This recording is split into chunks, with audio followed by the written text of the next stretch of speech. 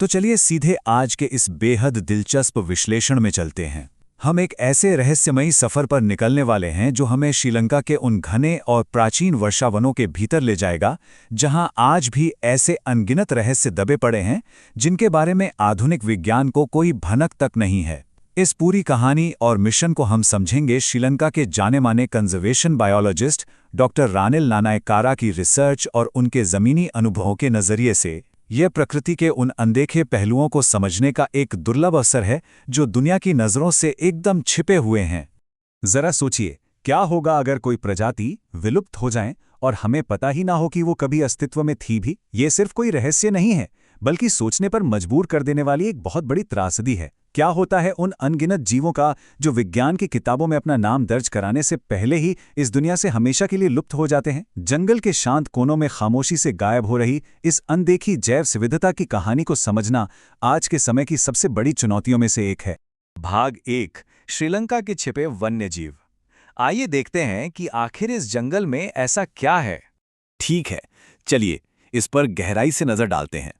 हम जिस रहस्यमयी वर्षावन की बात कर रहे हैं, उसकी सटीक लोकेशन को शिकारियों से बचाने के लिए एकदम गुप्त रखा गया है। और वहां से जो आंकड़े सामने आ रहे हैं ना, वो आपको हैरान कर देंगे। 68, जी हां, 68 नई प्रजातियां। बेयर यानी बायोडायवर्सिटी एजुकेशन एंड रिसर्च नाम की गैर लाभकारी संस्था ने, जिससे डॉक्टर रानिल जुड़े हैं, सिर्फ 2009 से 2019 के एक दशक के भीतर ही इन 68 नई प्रजातियों की खोज की है। इनमें मकड़ियां, सांप और यहां तक कि स्तनधारी जीव भी शामिल हैं। इतने कम समय में इतनी खोजें साबित करती हैं कि ये जंगल जीवन से पूरी तरह भरा हुआ है। विज्ञान की भाषा में एक शब्द अक्सर आता है, एंडेमिक या स्थानिक प्रजाति। इसका सीधा सा मतलब है कोई ऐसा जीव जो पूरी पृथ्वी पर केवल एक खास भौगोलिक क्षेत्र में पाया जाता है और दुनिया में कहीं और नहीं। अब इसी जंगल का उदाहरण लें तो यहाँ क्रेट नाम का सांप मिलता है। ये रात में निकलने वाला इतना जहरीला सांप है कि अगर इसके काटने के 1 घंटे के भीतर आपको मेडिकल मदद ना मिले तो जान जा सकती है। वहीं दूसरी तरफ पाइप स्नेक जैसा जीव भी है जो पूरी तरह से हानिरहित है और जमीन के अंदर मजे से रहता है। ये दोनों ही यहाँ की अनूठी स्थानिक प्रजातियां हैं। आगे बढ़ते हैं भाग 2 पर, जंगल की अद्भुत खोजें। अब ये जंगल जितने खूबसूरत हैं, कदम कदम पर खून चूसने वाली जोंक का खतरा भी उतना ही बना रहता है। सच कहूं तो विज्ञान का रास्ता कभी इतना खुजली मुक्त और आसान नहीं होता। और प्रकृति जितनी सुंदर है ना, उतनी ही खतरनाक और निर्मम भी हो सकती है। इस पिचर प्लांट को ही देख लीजिए। ये एक मांसाहारी पौधा है। जैसे ही कोई कीड़ा इसके अंदर प्रवेश करता है, इसका ढक्कन तुरंत बंद हो जाता है और अंदर मौजूद एक बेहद घातक तरल पदार्थ उस कीड़े को धीरे धीरे पचा लेता है। ये दिखाता है कि जंगल की उस कठोर वास्तविकता में जीवन और मौत का खेल कैसे हर सेकंड चलता रहता है। लेकिन इस जंगल में नज़ारे वाकई अद्भुत हैं। पत्थरों पर काई खाते हुए विशालकाय मिलीपीड्स, ड्रैगन फ्लाई का बड़ी ही फुर्ती से शिकार करती अनूठी छिपकलियां और अभी अभी अपने प्यूपा से निकली ताज़ा तितलियां जिनके पंख अभी पूरी तरह खुले भी नहीं हैं। इसके अलावा यहाँ टैरेंचुला मकड़ियों की ऐसी दुर्लभ प्रजातियां भी हैं जिनका अभी तक कोई वैज्ञानिक रिकॉर्ड ही मौजूद नहीं है। डॉक्टर रानिल खुद इन मकड़ियों के इतने बड़े विशेषज्ञ हैं कि उन्होंने श्रीलंका में मकड़ियों के ऊपर देश की पहली आधिकारिक किताब तक लिख डाली है। अब आते हैं भाग 3 पर, दस्तावेजीकरण के 6 कदम। वैज्ञानिक प्रक्रिया आखिर काम कैसे करती है? देखिए, किसी जानवर को जंगल में सिर्फ देख लेना ही काफी नहीं होता। उसे आधिकारिक मान्यता दिलाने के लिए ये 6 सटीक कदम उठाने पड़ते हैं। शुरुआत होती है फील्ड एक्सप्लोरेशन से, यानी घने जंगल में जाकर उसे खोजना। ये यकीनन सबसे रोमांचक हिस्सा है, लेकिन इसमें सबसे ज्यादा समय और ऊर्जा लगती है। इसके बाद स्पेसिमेन यानी नमूना इकट्ठा किया जाता है।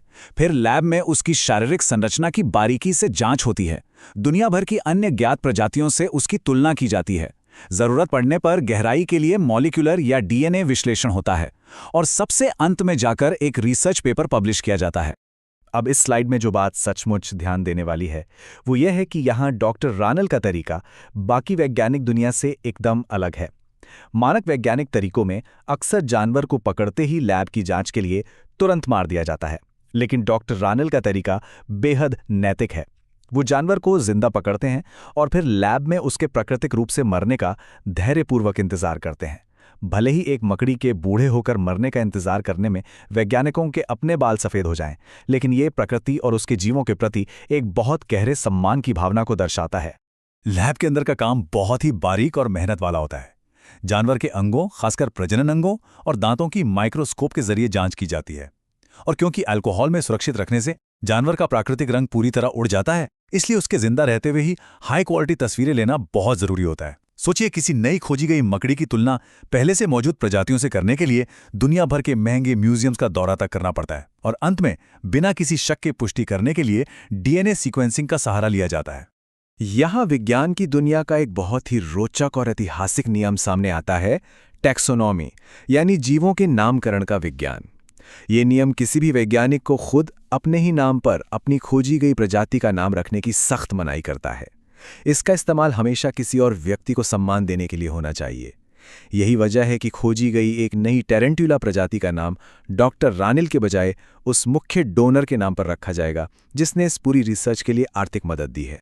चलिए अब बात करते हैं भाग 4 की, दस्तावेजीकरण क्यों अहम है। लैब से बाहर निकलकर अगर हम असल दुनिया की बात करें तो इन दुर्लभ जीवों पर मंडरा रहे खतरे बहुत ही गंभीर हैं। तेजी से कटते जंगल, अवैध वन्यजीव व्यापार, जंगलों की जमीन पर बढ़ता इंसानी अतिक्रमण और तथाकथित विकास के नाम पर हो रहा प्राकृतिक विनाश। 2019 की एक बहुत ही दुखद घटना इसका प्रमाण है, जहां शिकारियों ने विदेशी पालतू जानवरों के अवैध व्यापार के लिए टेरेंटुला मकड़ियों के प्राकृतिक घरों को पूरी तरह से खोदकर नष्ट कर दिया था। जरा सोचिए, ये जीव बिना किसी रिकॉर्ड के ही हमेशा के लिए खत्म हो सकते हैं। तो फिर इसका समाधान क्या है? ये है भाग 5, संरक्षण का रास्ता। कागजों पर होने वाला वैज्ञानिक दस्तावेजीकरण सुनने में भले ही उबाऊ लगे, लेकिन असल में यही वो चीज़ है जो जंगल के चारों ओर एक मजबूत सुरक्षा कवच बनाती है। ये एक पूरी चेन है जो एक कदम से दूसरे कदम को जोड़ती है। जब कोई वैज्ञानिक दस्तावेज पब्लिश होता है, तभी दुनिया भर के शोधकर्ताओं और गैर सरकारी संगठनों का ध्यान उस पर जाता है। इससे उस इलाके में रिसर्च टूरिज्म बढ़ता है। इसके बाद सरकार पर भारी दबाव बनता है और अंततः उस जंगल को एक संरक्षित नेशनल पार्क घोषित कर दिया जाता है। अगर पहला कदम यानी डॉक्यूमेंटेशन ही ना किया जाए तो सरकार पर कोई दबाव नहीं बनता और जंगल हमेशा तबाही के खतरे में रहेगा। आइए देखते हैं कि ये सब एक साथ कैसे जुड़ता है। सिर्फ एक प्रजाति को वैज्ञानिक रूप से डॉक्यूमेंट करने का कुल खर्च लगभग 10 लाख रुपए आता है। इसमें फील्ड असिस्टेंट्स का वेतन, लैब के अत्याधुनिक उपकरण, पब्लिकेशन की भारी फीस और अंतर्राष्ट्रीय म्यूजियम के दौरे शामिल हैं। और सबसे दुख की बात यह है कि कोविड महामारी के बाद से इन शोध कार्यों के लिए आने वाला फंड लगभग पूरी तरह से सूख चुका है, जिससे ये अहम काम रुक सा गया है। 3 से 4 हजार डॉलर की ये भारी भरकम रकम तो सिर्फ एक रिसर्च पेपर को दुनिया के जाने माने जर्नल्स में पब्लिश करने की कीमत है।